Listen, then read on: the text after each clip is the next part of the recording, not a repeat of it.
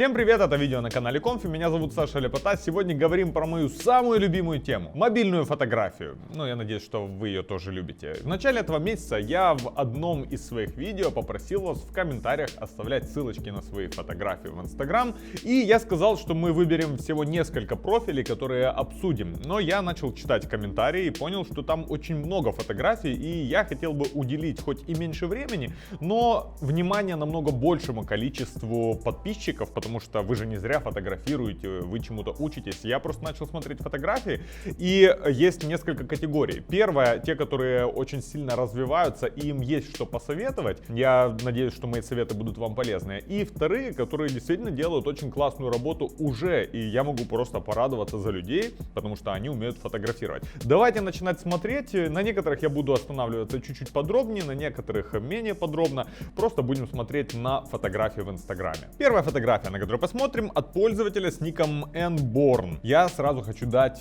два совета. Первый. Забудьте про использование Tilt Shift в 90% случаев. Этот эффект хорош чаще всего, когда вы фотографируете на настоящий Tilt Shift объектив. Тем не менее, можно добиваться и интересных эффектов при помощи софтверной обработки, но чаще всего практически под вертикальным углом обзора. К примеру, если вы находитесь где-то очень высоко и фотографируете город с людишками, там можно добиваться игрушечного эффекта. В данном случае, смотрите, вы не могли получить естественное размытие при помощи обычной оптики, поэтому оно выглядит неестественно и на этой фотографии. И я бы просто не применял этот эффект. Тем не менее, эту фотографию можно было бы спасти несколькими способами. Первое. Если это трамвайные пути, а скорее всего это трамвайные пути или это электрички, вам нужно подождать, пока будет происходить что-то в кадре. К примеру, если тут будет проезжать поезд, потому что сейчас фотография выглядит просто, она недополнена. И второй маленький совет — это симметрия. Здесь ее можно было добиться, вам просто надо было пройти чуть-чуть, пару шагов левее.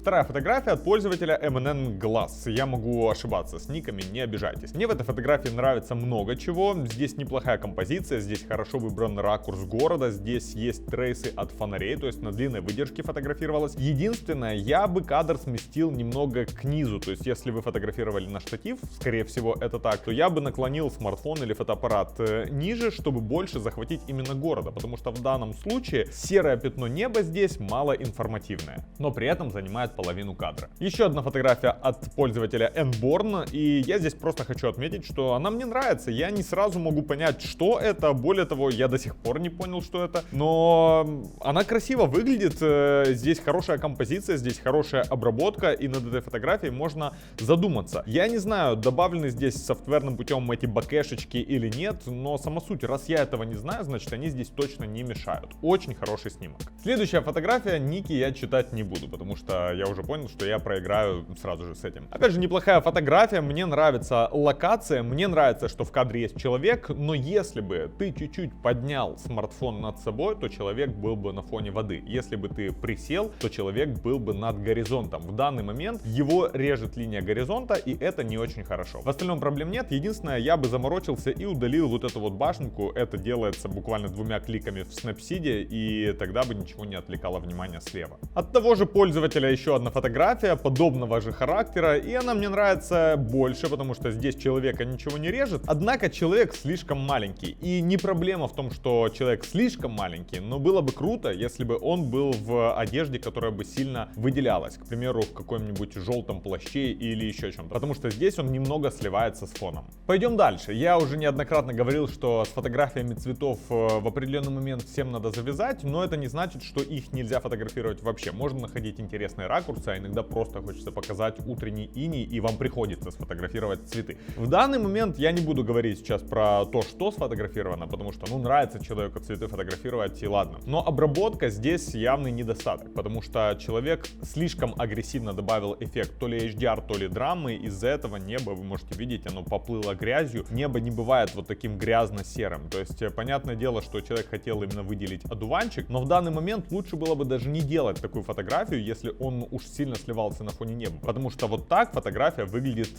переобработанной. Ну и сразу же еще одна фотография от этого же пользователя, и снова мы видим ту же самую картину. Переобработанный снимок, то есть слишком неестественно. Помните, что в фотографии должна быть или какая-то футуристичность, когда вы уже сами задумываете, что все будет выглядеть не так, как в жизни, или наоборот, там должна быть плюс-минус естественно. Я не говорю сейчас про базовый цветокор, да, вы можете менять настроение фотографии, добавить ей чуть-чуть сепии, добавить больше теплоты или холода. Но здесь человеку понравилось, как выделяются облака. Многим нравится это поначалу, но на самом деле это просто грязный снимок. И если здесь не применять эффект HDR или драму, то это был бы хороший фон для какого-нибудь сюжета. Здесь, кстати, снизу есть еще что-то, какие-то то ли ветки, то ли непонятно что. В любом случае, даже если вы их обрежете, этот снимок это не спасет, но за этим надо следить. Ну, еще небольшой момент, здесь завален горизонт. Но вот от этого же пользователя более удачный пример — это цветы. И, как я говорил, цветы можно сфотографировать красиво. В данный момент именно так это и выглядит. Здесь есть красивое отражение. Здесь фотография не переобработана. Здесь есть интересная бокешка.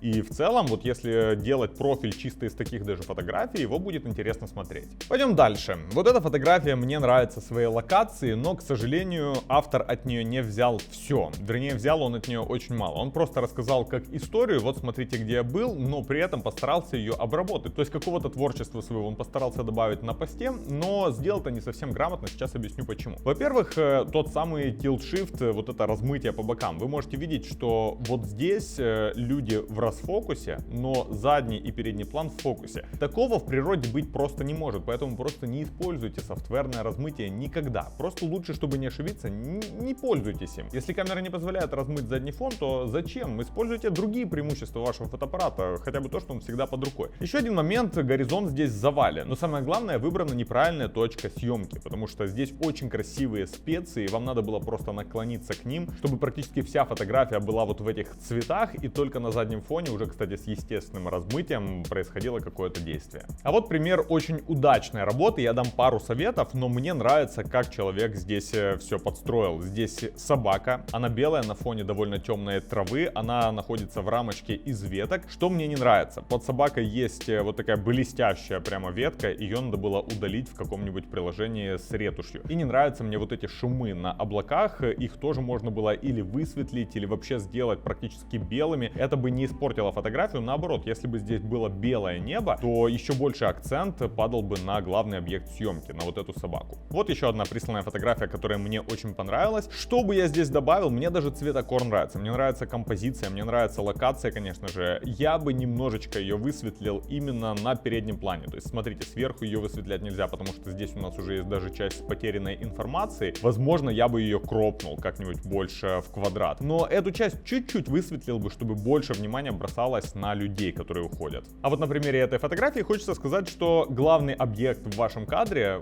что-то, за что зрение должно схватиться, должно присутствовать. Это может быть цветок, велосипед, человек, что угодно, но здесь у нас просто лес. И да, иногда я делаю фотографии просто с лесом, но когда там, к примеру, красивый туман, когда лучи солнца пробиваются, это уже своего рода просто красота. Но здесь у нас просто неплохой фон для чего-то, чего в кадре нет. Еще одна фотография, на которой мы разберем некоторые ошибки. Смотрите, здесь у нас есть велосипед, но он в таком ракурсе, когда совершенно ничего не понятно. Даже сложно понять, он передом или задом стоит. Ну да, понятно, из-за пропорций мы все-таки это читаем, но хотелось бы, чтобы велосипед было видно, то есть надо было чуть под углом фотографировать его или поставить. Чуть-чуть фотография переобработана, потому что, опять же, небо неестественно выглядит, она слишком контрастная, слишком много такого эффекта HDR добавлено. Ну и самый главный недостаток — это огромная часть просто черного дерева, которая не информативная и которая никак не дополняет этот снимок. Такой стиль можно применять, если бы вы оставили его просто как часть рамочки, буквально процентов на 5 слева, и то здесь оно смотрелось бы не очень хорошо, но у нас 30 добрые процентов фотографий просто черные. Еще один пример того, что то, что в жизни выглядит красивым, не всегда будет очень интересным в кадре, потому что да, на огонь можно смотреть вечно, здесь неплохая обработка и красивый костер. Но, во-первых, как я уже говорил ранее, ракурс. Вы сфотографировали костер с высоты своего взгляда.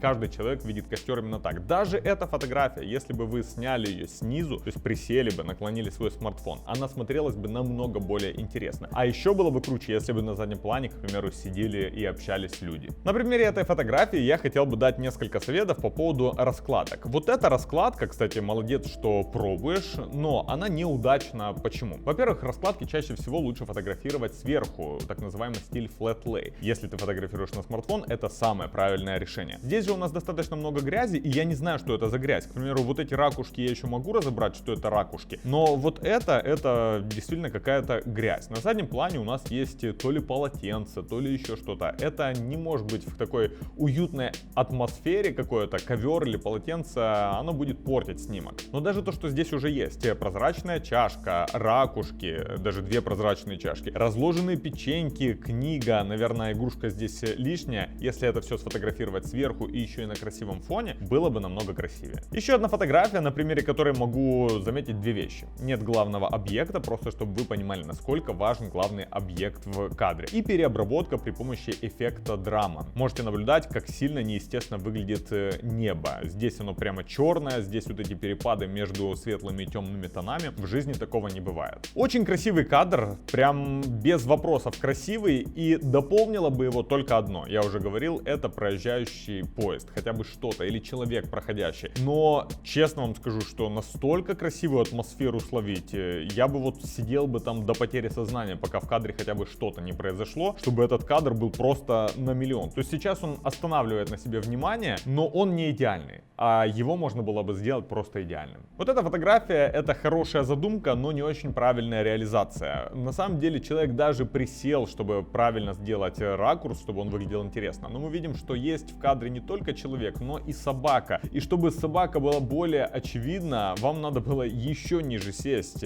потому что сейчас надо вникнуть и всмотреться, чтобы понять, что там есть животное. Вот эта фотография, как и в случае со специями, является некоторым утраченным потенциалом. То есть я вижу, что здесь можно было бы выжить просто что-то нереально космическое. Мы видим пузырьки от ливня, мы видим красивые листья, но все это с заваленным горизонтом, и все это настолько мелко посеяно по снимку. При этом, при всем, у нас задний план хоть чуть-чуть и размыт, но он все равно недостаточно размыт, и там есть явные объекты, как автомобиль, как какие-то вывески, которые обращают на себя внимание. Что здесь надо было сделать? Вам надо было просто опустить смартфон максимально низко и приблизить его к какому-нибудь листочку, чтобы на нем сконцентрировать все внимание, и тогда даже пузырьки от ливня были бы уже в расфокусе, а сзади все размылось бы в хлам, и снимок получился бы и красочным, и с главным выделенным объектом. Ну и последнее, вот вам несколько фотографий, где все просто красиво. То есть здесь нет какого-то главного объекта. Это тот случай, когда вам просто нравится локация, вы забрались в какие-то места, где не каждый